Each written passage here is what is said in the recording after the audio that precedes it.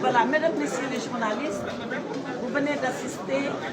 au débat qui est un débat encadré par la loi portant sur la levée de l'immunité parlementaire de notre collègue Farba Ngom. Jamais dans l'histoire de l'Assemblée nationale, une demande de levée d'immunité parlementaire n'a autant porté à controverse et à débat. Mais c'est parce que dès le départ, nos collègues députés qui avaient en charge de mener cette affaire ont décidé de violer la loi et de la violer de façon flagrante et de façon délibérée. Pensez-vous que lorsque nous, en tant que défenseurs de Farba Ngom, nous demandons que les faits soient portés à notre appréciation, pensez-vous que 4 feuilles volantes qui consistent à transmettre un dossier,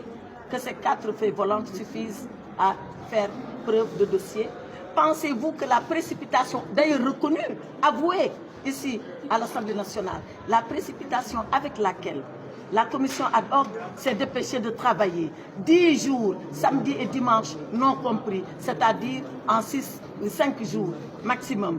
Pensez-vous que cela est raisonnable pour lever la demande de l'immunité parlementaire de Farba Ngom? Pensez-vous que les mêmes membres de la commission ad hoc sont juges le jour et procureurs implacables contre Mohamedou Ngom la nuit? Quelle est cette partialité? Quelle est cette précipitation avec laquelle ils ont engagé les choses? Voilà pourquoi, la raison pour laquelle nous, de Takku Wallu Sénégal, nous avons refusé de nous associer à cette parodie de levée d'immunité parlementaire. Ils ont voulu livrer pieds et poings liés notre collègue Mohamedou Ngom à la justice. Il ira, il se défendra. Il n'a jamais eu peur de la justice parce qu'il a la conscience de l'innocent. Et c'est avec la conscience d'innocent qu'il ira répondre au juge. Et c'est avec sa conscience d'innocent qu'il ira se défendre. Et sa conscience d'innocent le lavera de tout soupçon parce qu'il n'a absolument rien fait. Il le sait, nous le savons, eux-mêmes le savent. Mais comme la question est le politique, nous continuerons également le combat politique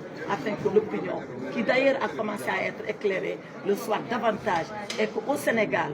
on accepte, on reconnaisse et on finisse par admettre que l'Assemblée nationale est un pouvoir puissant, un pouvoir autonome, qui ne répond pas de l'exécutif. Mais qu'avons-nous fait depuis que nous sommes là? Être à la remorque du gouvernement, être à la remorque de l'exécutif. Ce n'est pas l'idée qu'on se fait d'une Assemblée nationale digne, d'une Assemblée nationale souveraine et surtout de ce qu'eux ils appellent une Assemblée nationale de rupture. Je vous remercie.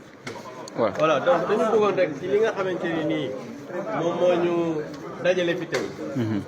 wax leen ne li ñu jàpp te ngeen dégg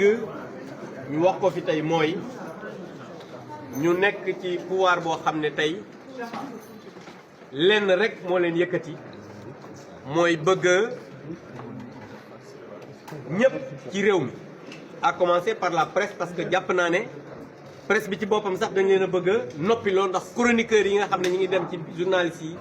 wala ci presse bi wala ci médias yi di wax sax ñi ngi leen di jàpp di tëj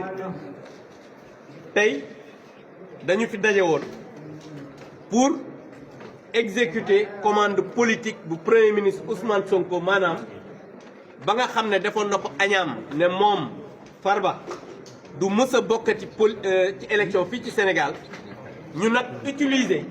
institution république bi pour exécuter commande politique boobu soi-disant lever immunité parlementaire moo tax ma wax ci biir ne tey jii Pastef peuple bi daf ko war a topp ci association de malfaiteurs escroquerie politique usant du règlement intérieur de l'Assemblée nationale pour exécuter une commande politique bu premier ministre Ousmane Sonko ndax ñoom dégg ngeen ci seen biir wax ñu naan amul ay précipitation dañu doon lever immunité ci 72 heures loolu lépp ay kàcc la ndax damay fàttali immunité parlementaire bu Ousmane Sonko bi ñu koy lever le 9 février la ñu saisir le président de l'Assemblée nationale d'alors Moustapha Niasse c'est 10 jours après le 19 te ñun defuñu benn réunion dañoo réunion le 19 réunion le 21 réunion le 23 muy ñetti réunion pour xool exactement dossiers yi nga xamante ni bari na lool te ñu joxoon ñu ko limal naa leen ko léegi muy 15 dossiers audition Adji Sarr mi ngi ci mooy beneen masseuse bi audition mi ngi ci beneen certificat médical ba ñu defaloon Adji Sarr mooy examen ba ko docteur ba defaloon mi ngi ci lépp li nga xamante ne nii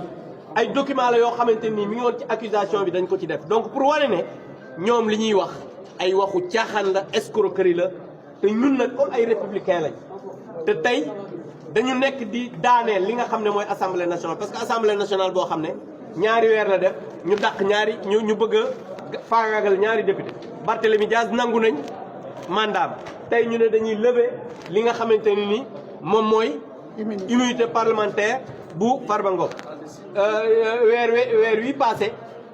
supprimer nañ ñaari institution maanaam assemblée nationale u njaaxum daal moo fi tàmbali ci législature Ousmane Sonko ak Diomaye li tax ñu génne mooy ñun ay républicain lañ te ko